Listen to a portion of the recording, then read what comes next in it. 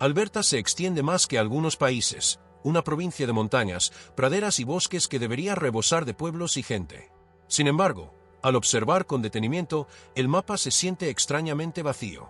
Las ciudades se agrupan a lo largo de un único corredor, mientras que vastas regiones permanecen silenciosas, casi intactas. ¿Por qué un lugar con tal tamaño y potencial permanece tan desolado? ¿Qué fuerzas repelen a la gente y qué secretos oculta la Tierra? En este viaje a través de la geografía y la historia de Canadá, descubrimos por qué, a pesar de su extensión y su promesa, casi nadie vive realmente en Alberta. Parte 1. Una tierra que resiste. Geografía, clima y límites físicos. Alberta parece una promesa en el mapa y una negociación en la vida real, razón por la cual tan pocas personas eligen vivir fuera de su corredor seguro. La tierra ofrece recompensas a corto plazo y luego cobra intereses, con un frío que agrieta el cemento y un viento que destroza las tejas como si fueran de papel. Sin embargo, la verdad subyacente es más simple que cualquier estadística. Donde las rocosas se alzan hasta el cielo, donde las estribaciones respiran vientos chinook y caos, donde la pradera cambia horizontes azules por sequía y donde el norte boreal convierte los caminos en meras sugerencias, la comodidad pierde importancia. En consecuencia, las familias aprenden que en Alberta el mayor costo no es el dinero, sino la imprevisibilidad, y la imprevisibilidad es lo que vacía un mapa. Primero las montañas, porque las montañas dictan las reglas. Las rocosas que coronan la frontera de Alberta no son solo un paisaje, sino una maquinaria que controla la humedad, la temperatura y el movimiento. La capa de nieve retiene el agua como una bóveda y la libera en condiciones que los valles no pueden vetar, lo que significa que los pueblos río abajo viven con el riesgo como residentes, no como visitantes. Sin embargo, incluso los beneficios tienen un precio. Los vientos Chinook pueden elevar la temperatura de enero 20 grados y luego bajarla de nuevo por la noche, empujando el deshielo hacia las grietas y estás, a su vez, generando reparaciones que consumen presupuestos. Mientras tanto, los estrechos valles de Banff y Jasper limitan el terreno edificable, escalonan la oferta de viviendas y elevan los salarios de los trabajadores que mantienen vivos los parques. El resultado es que la vida se vuelve estacional y provisional, lo opuesto a la estabilidad, y la estabilidad es la razón por la que la gente se asienta. Por cierto, nunca entenderás realmente por qué vastas zonas de Canadá permanecen deshabitadas hasta que te suscribas. Descubre las verdades ocultas de provincias, territorios y pueblos olvidados antes de que la historia los sepulte en el silencio. Las estribaciones extienden esa situación hacia el este, con un perfil más suave pero consecuencias más drásticas. Los mismos vientos Chinook que reducen las facturas de calefacción generan ciclos de congelación y deshielo que deforman las carreteras y erosionan los cimientos. Sin embargo, el problema mayor no es un invierno, sino los 10 que le siguen, porque el mantenimiento en esta zona se acumula como una deuda. Un techo que debería durar 2 décadas puede morir a los 15 años bajo vientos implacables, mientras que el asfalto que debería durar una década necesita reparaciones a los 3. Mientras tanto, la cultura ganadera perdura gracias a su resistencia, pero los mercados no pagan más por la valentía y una tormenta a finales de primavera puede borrar las ganancias de una temporada en 48 horas. En consecuencia, las familias que anhelan estabilidad deben protegerse de un clima impredecible, y esta protección resulta costosa incluso antes de considerar el costo de un solo kilómetro de autobús escolar o ambulancia. La pradera parece un alivio tras tanta adversidad, vasta, dorada y apacible, pero oculta una escasez evidente. El sur de Alberta es una maravilla de la ingeniería, surcada por canales de riego provenientes de los ríos Bow, Oldman y St. Mary, y gracias a ellos existen pueblos donde la lluvia por sí sola no sería suficiente. Sin embargo, la sequía no respeta la infraestructura, y los periodos de sequía prolongados agotan los embalses y provocan recortes en la asignación de recursos que repercuten desde el campo hasta la planta procesadora y la calle principal. Mientras tanto, la región conocida como el Corredor del Granizo convierte las tormentas de verano en pérdidas económicas. En julio de 2020, Calgary no se trató de un fenómeno meteorológico, sino de una catástrofe, miles de millones en daños, miles de vehículos y techos destrozados en tan solo una hora. Las aseguradoras respondieron como las matemáticas les enseñan a responder, aumentando las primas y los deducibles en toda la región. En consecuencia, una familia que se plantea mudarse a un pueblo barato de las praderas descubre que el seguro por sí solo puede rivalizar con el pago de una hipoteca, y así es como la asequibilidad se esfuma sin necesidad de realizar una sola compra de lujo. Las inundaciones añaden una nueva dimensión al panorama, y los ríos Bow y Elbow llevan su propio registro. La inundación de 2013 no solo anegó sótanos y calles del centro de Calgary, sino que también modificó los mapas de riesgo, desplazó viviendas de las zonas sombreadas en azul y obligó a los gobiernos a construir diques y expropiar terrenos donde la gente creía que la tierra y la memoria eran suficientes. Sin embargo, el coste psicológico es tan elevado como el financiero. Un barrio que se inunda una vez se convierte en una historia que se repite cada primavera, y prestamistas, compradores y aseguradoras no lo olvidan. Mientras tanto, Canmore y otros pueblos de montaña aprendieron que las cuencas hidrográficas escarpadas transportan escombros con rapidez, paralizando vías férreas, carreteras y líneas de suministro en una sola noche. En consecuencia, el precio oculto de vivir aquí es el tiempo que se pasa esperando el próximo evento excepcional, que ocurre con la suficiente frecuencia como para parecer cotidiano, y es el riesgo cotidiano lo que mantiene las casas vacías. Hacia el norte, el bosque boreal y las turberas sustituyen el trigo por abetos y la certeza por barro. Las carreteras que parecen seguras en agosto se comportan como seres vivos en mayo, hundiéndose y deformándose a medida que el suelo saturado se mueve con el deshielo. Sin embargo, esto no es una molestia ocasional, sino una realidad de la construcción que multiplica los costos por kilómetro. Hay que reconstruir las plataformas de grava, reacomodar las alcantarillas y repavimentar según un cronograma que llevaría a la quiebra a cualquier municipio pequeño sin transferencias provinciales. Mientras tanto, el invierno trae consigo la paradoja del acceso. Las carreteras de hielo se abren como venas estacionales y luego se cierran semanas antes que antes, comprimiendo la logística en plazos más ajustados y obligando a transportar más mercancías por avión a precios que hacen que los pasillos de los supermercados parezcan un castigo. En consecuencia, una familia que podía soportar el frío no puede soportar la incertidumbre de las entregas, las reparaciones y la atención de emergencia, y así, el aislamiento se convierte en vacío. Las temporadas de incendios ahora marcan el calendario con la misma regularidad que antes lo hacía la cosecha, y el humo ya no es noticia, sino una costumbre. En 2016, Fort MC Murray demostró que una ciudad puede evacuar en una sola tarde ante un incendio forestal y regresar para lidiar durante años con disputas con las aseguradoras y secuelas psicológicas. Sin embargo, el efecto menos visible es la coreografía anual que los pueblos del norte deben aprender. Se ensayan las rutas de evacuación, se preparan las mochilas de emergencia y la primavera se convierte en un mes de vigilancia constante de la dirección del viento y la humedad. Mientras tanto, los pequeños negocios cuentan las semanas perdidas cuando los turistas cancelan sus viajes y se cierran las carreteras, y los trabajadores recalculan sus horas a medida que los proyectos se paralizan por las alertas de calidad del aire. En consecuencia, las familias se dan cuenta de que la vida aquí requiere una tolerancia al riesgo generalmente reservada para los emprendedores, y no muchos hogares quieren arriesgar la educación de sus hijos ante una nube de humo. El frío completa el argumento que la geografía inicia, porque la temperatura aquí es una contable que nunca duerme. Los 30 grados bajo cero no son una historia de abuelos, sino una semana para la que uno se prepara cada invierno, y la sensación térmica inferior a 40 grados bajo cero es un detalle que se comprueba antes de salir. Sin embargo, lo que vacía el campo no es el frío en sí, sino la cascada de costos que genera. Las calderas funcionan durante más tiempo, las mejoras en el aislamiento dejan de ser opcionales, los generadores de respaldo pasan de ser un lujo a una necesidad, y los vehículos consumen arrancadores y baterías a un ritmo que desbarata los presupuestos familiares. Mientras tanto, los cables de electricidad se rompen con la escarcha, las carreteras se cierran justo cuando uno necesita llegar a una clínica, y una sola avería en un tramo sin iluminación deja una lección sobre la exposición a la intemperie que nadie olvida. En consecuencia, incluso los recién llegados más decididos empiezan a ver el corredor Calgary-Edmonton no como una opción, sino como un refugio, porque la densidad es la póliza de seguro más barata en un lugar como este. Parte 2. Asentamiento, infraestructura y servicios. La densidad en Alberta no es cuestión de gustos, sino de priorización, razón por la cual casi todos terminan concentrados a lo largo del corredor Calgary-Edmonton, mientras que el resto del mapa queda prácticamente desierto. Las cifras lo demuestran claramente, millones de habitantes a lo largo de una sola franja, para luego desintegrarse en pequeñas aldeas que parpadean como luces de porche en una noche ventosa. Sin embargo, la razón no es la falta de espíritu pionero, sino una factura que llega una y otra vez con el mismo concepto. Todo lo que hace que la vida sea predecible resulta más económico en línea recta y más costoso en dispersión, y la mayor parte de Alberta se encuentra dispersa más allá de esa arteria vial.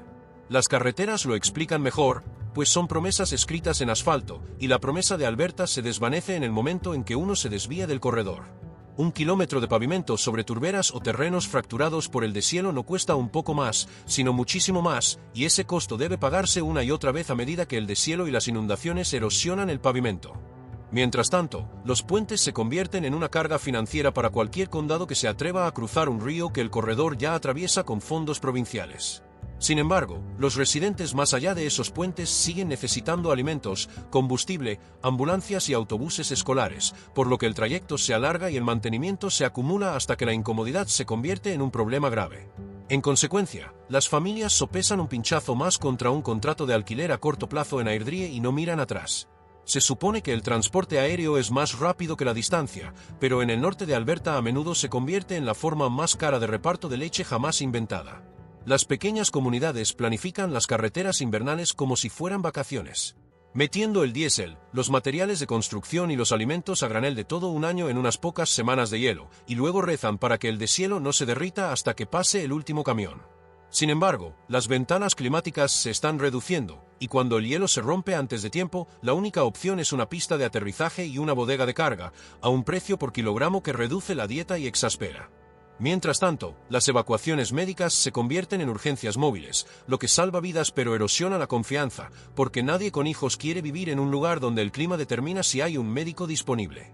En consecuencia, el corredor se convierte en algo más que empleos y centros comerciales, se convierte en la garantía de que una sirena aún significa que la ayuda está en camino. Los servicios siguen la misma lógica, ya que su supervivencia depende de la escala. Una escuela necesita suficientes alumnos para ofrecer las clases que impiden que los adolescentes se vayan, una clínica necesita suficientes pacientes para justificar un médico residente, y un circuito judicial necesita suficientes casos para justificar la seguridad, los empleados y un techo que no tenga goteras. Sin embargo, las poblaciones escasas no pueden alcanzar esos umbrales sin subsidios que disminuyen durante cada recorte presupuestario provincial, por lo que los cierres llegan bajo el eufemismo de la consolidación. Mientras tanto, los padres pasan horas en las carreteras buscando ortodoncistas y especialistas, y los adultos mayores pierden días enteros renovando trámites que los residentes de la ciudad gestionan antes del almuerzo. En consecuencia, el mapa que una vez mostró pueblos orgullosos comienza a reflejar la dependencia de dos ciudades que nunca aspiraron a ser capitales. Se suponía que la tecnología digital allanaría este terreno, pero la banda ancha rural llega como un parche improvisado. Una granja con maquinaria moderna necesita velocidades de subida que no se interrumpan durante la época de partos, los estudiantes necesitan conexiones estables para clases y tareas, y la telemedicina solo es útil si el vídeo no se congela al recibir malas noticias. Sin embargo, la economía de la última milla en zonas llanas puede ser peor que en las montañas, porque las largas distancias hasta pocos usuarios consumen los presupuestos de inversión y retrasan las mejoras. Mientras tanto, las torres de telefonía móvil fijas caen por las tormentas de hielo y la red troncal se interrumpe cuando se corta una sola fibra en una zanja solitaria, convirtiendo las tareas escolares y las oficinas en casa en contratiempos constantes. En consecuencia, las familias que podían tolerar la nieve y la grava no pueden tolerar un futuro lleno de obstáculos. Los servicios públicos y la respuesta a emergencias transforman las molestias en riesgos, y el riesgo es lo que vacía las casas más rápido que cualquier fenómeno meteorológico. Los parques de bomberos en los pueblos pequeños dependen de voluntarios que también gestionan la gasolinera, la tienda de alimentos para animales y la única grúa, y cuando se recibe una llamada durante una tormenta de nieve, la capacidad del pueblo desaparece con esos voluntarios. Sin embargo, la cobertura de ambulancias es como un reloj, y fuera del corredor, el tiempo suele ser más largo de lo que un corazón puede soportar, por lo que los operadores gestionan las escasas unidades en amplias zonas donde un giro equivocado a la izquierda añade 20 minutos. Mientras tanto, las camas de hospital se concentran donde se agrupan los especialistas, lo que significa que las salas rurales cierran y las unidades de maternidad clausuran, y un parto rutinario se convierte en un viaje estratégico cronometrado contra el hielo negro. Como consecuencia, ningún folleto puede vender el romanticismo de la distancia a los padres una vez que hacen los cálculos en minutos. Las comunidades indígenas conocen estos cálculos más íntimamente que cualquier planificador porque su logística se vive en la práctica, no se estudia.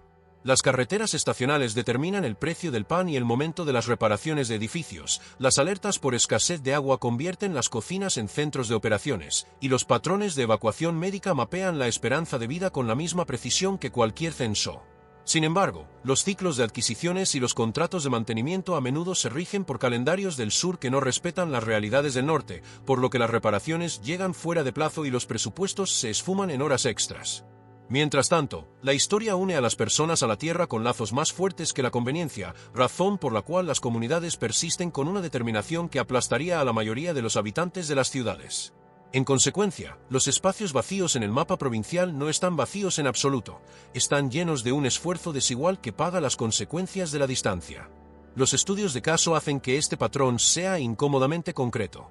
Un pueblo del norte pierde su aserradero o su fábrica y la base impositiva se desploma en un tercio, lo que significa que el techo del estadio deja de repararse, la biblioteca reduce su horario y el servicio de quitanieves se extiende más después de las tormentas. Sin embargo, la pérdida de población no es gradual, sino abrupta, porque cuando la segunda familia se marcha, la escuela pierde un auxiliar, lo que provoca que la tercera se vaya, lo que a su vez provoca que un profesor se vaya, lo que convence a la quinta familia de poner la casa en venta. Mientras tanto, los precios de la vivienda no solucionan el problema, porque vender en un mercado en declive no es liquidez, sino capitulación, y las hipotecas con descuento no pueden compensar el aumento de los seguros y el diésel. En consecuencia, la calle principal del pueblo conserva su letrero, pero pierde su razón de ser. Lo que muchos no previeron es que los municipios no pueden vencer esta ley de la física con tenacidad. El coste per cápita de carreteras, tuberías, electricidad, policía y quitanieves en un condado extenso nunca baja a los niveles de la ciudad, y cuando las subvenciones se reducen o los precios de las materias primas caen, los ayuntamientos toman la única opción racional que les queda, replegarse al corredor. Sin embargo, ese repliegue se percibe como abandono para quienes están fuera de él, por lo que la confianza se resquebraja y la política se transforma en resentimiento hacia las capitales lejanas y los vecinos más cercanos que parecen estar recibiendo más de lo que les corresponde. Mientras tanto, el propio corredor sufre las consecuencias del mayor tráfico, los tiempos de espera más largos en los servicios de emergencia y un mercado inmobiliario que experimenta ciclos de auge y recesión debido a la llegada masiva de nuevos residentes. En consecuencia, los asentamientos se concentran no porque las ciudades seduzcan, sino porque los espacios vacíos repelen. Parte 3. Ciudades en auge, carreteras en ruinas, migración, trabajo y la economía del petróleo. Alberta aprende rápido y olvida despacio, por eso el mapa se llena cuando sube el petróleo y se vacía cuando baja, y por eso la expresión «nadie vive aquí» es más un índice de volatilidad que un insulto.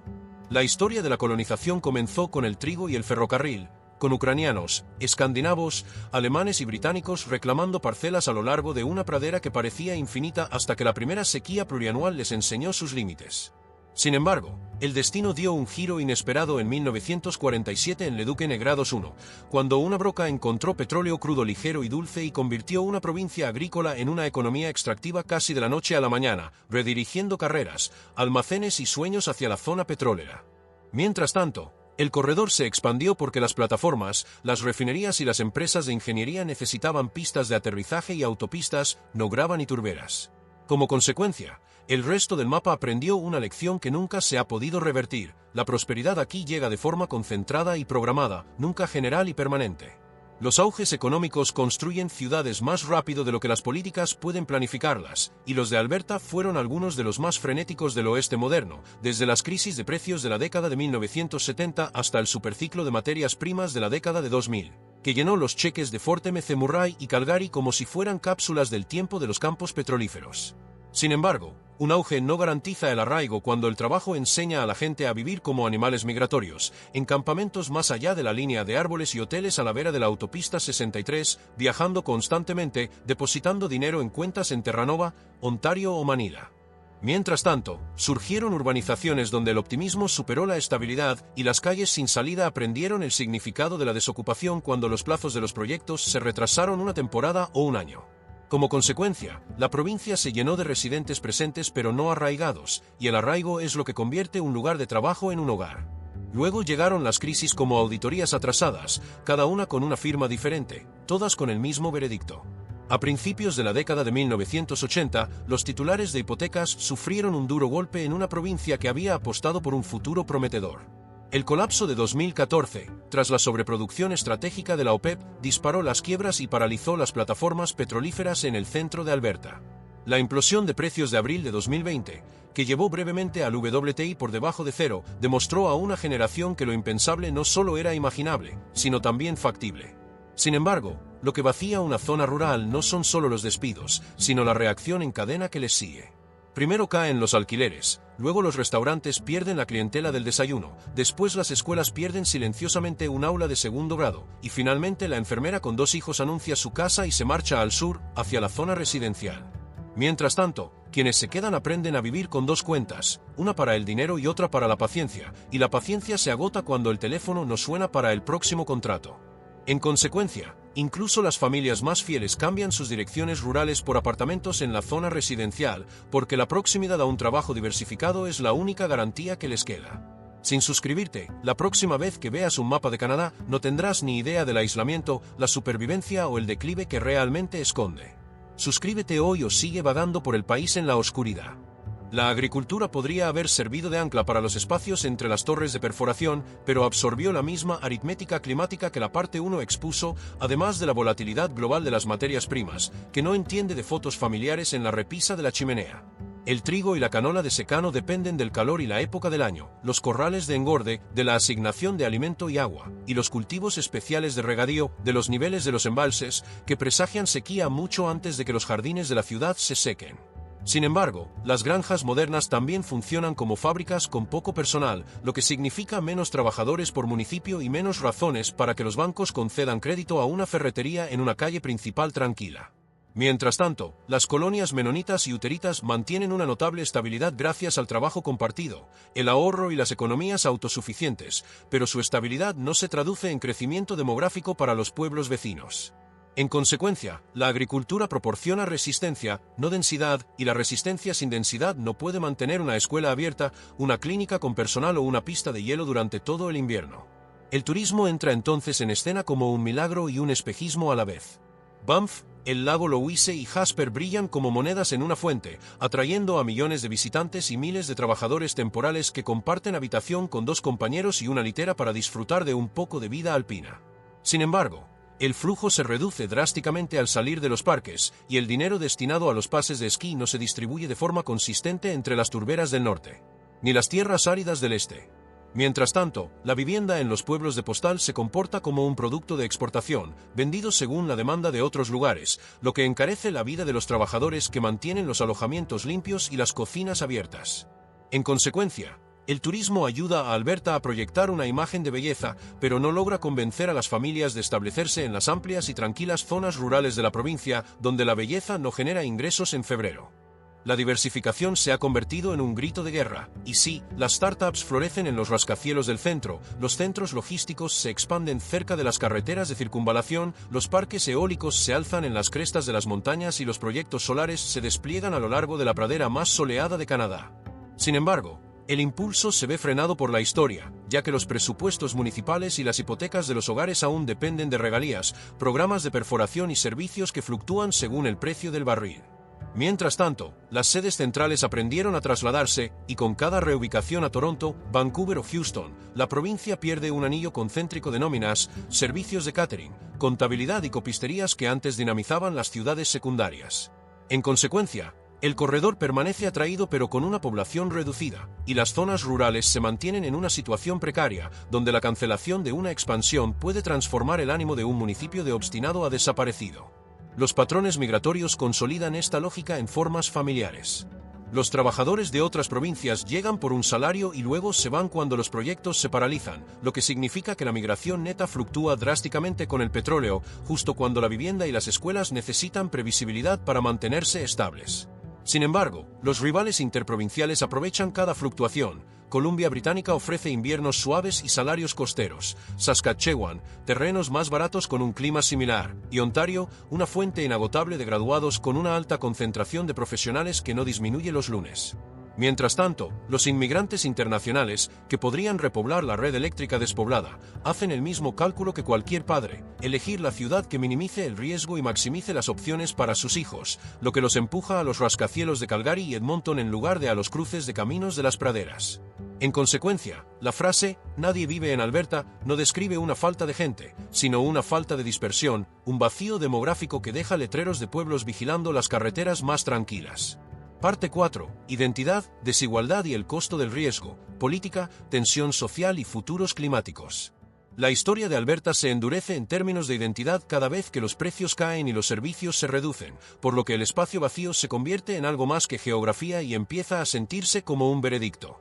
La autoimagen de una provincia energética promete autonomía a través de la extracción, los oleoductos y salarios lo suficientemente altos como para disipar las dudas invernales.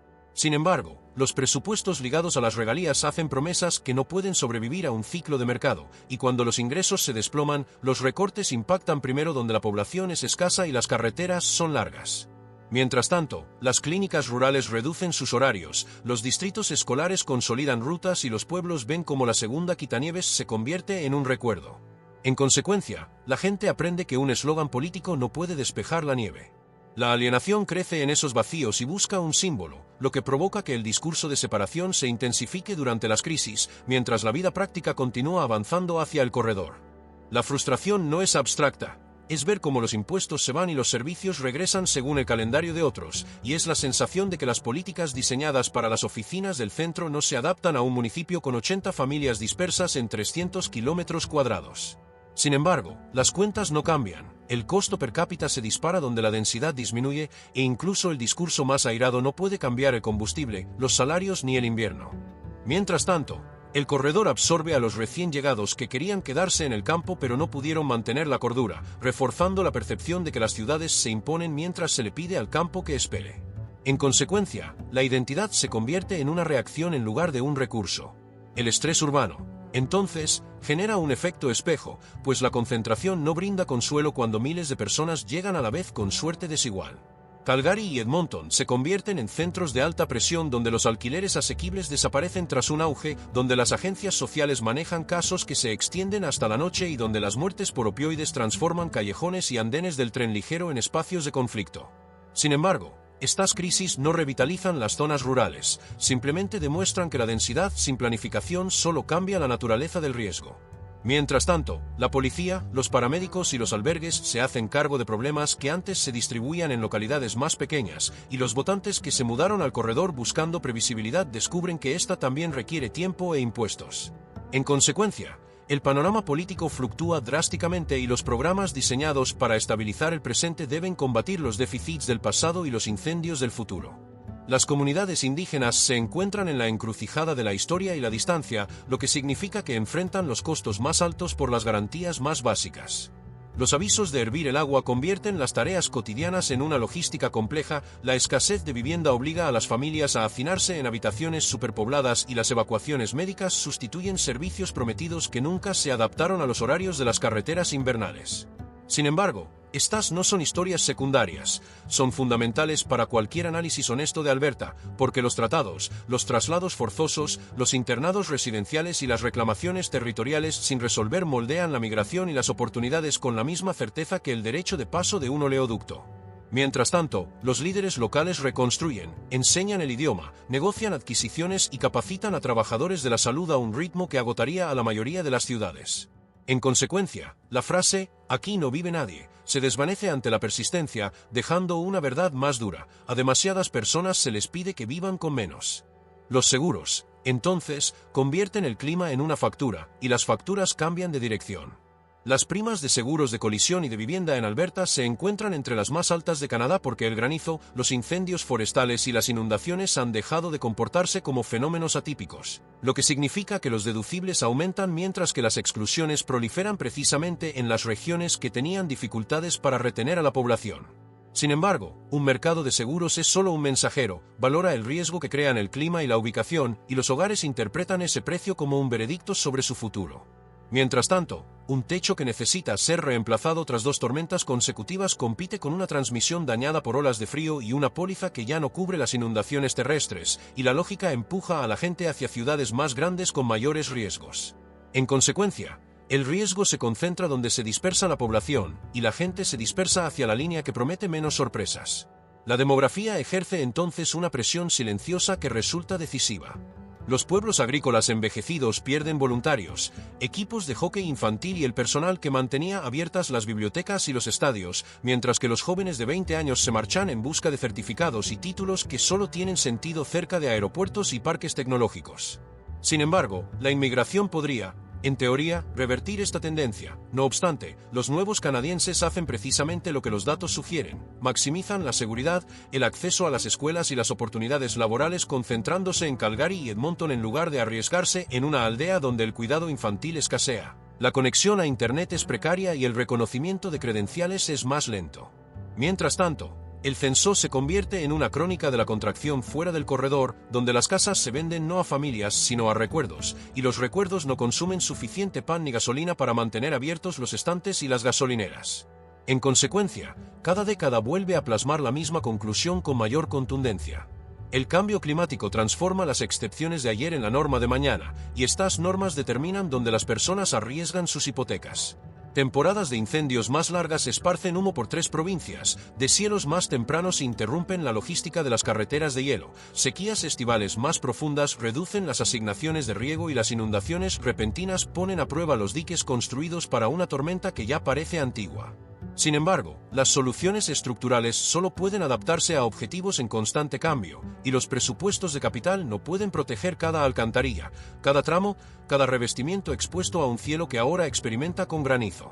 Mientras tanto, la adaptación privada se intensifica de manera desigual, los más pudientes compran generadores, mejores tejas, bombas de calor, sistemas de filtración de aire y vehículos adicionales, mientras que los hogares modestos soportan la mayor parte de la exposición. En consecuencia, la opción más segura se convierte en el corredor que puede distribuir el costo, que es el mismo corredor que ya absorbe todas las demás presiones. La política intenta arbitrar esta realidad y termina reflejándola. Las discusiones sobre el precio federal del carbono, la aprobación de oleoductos y los objetivos climáticos se convierten en debates sobre quién paga por la previsibilidad y quién la recibe, y cada anuncio resuena de forma distinta en un callejón sin salida del Eduk que en una pequeña oficina indígena en un camino invernal. Sin embargo, a largo plazo no le importan las palabras, premia a los lugares que pueden mantener a su gente a flote durante las crisis, y el patrón de Alberta ha beneficiado a una franja estrecha mientras deja al resto desamparado. Mientras tanto, los propios planes de diversificación de la provincia deben luchar contra el peso de la historia justo en el momento en que ésta se acelera, y ese desfase es lo que vacía el mapa donde las matemáticas no se pueden manipular. En consecuencia, la elección se vuelve más drástica cada año, financiar plenamente los asentamientos avanzados o aceptar la brújula que apunta a la densidad.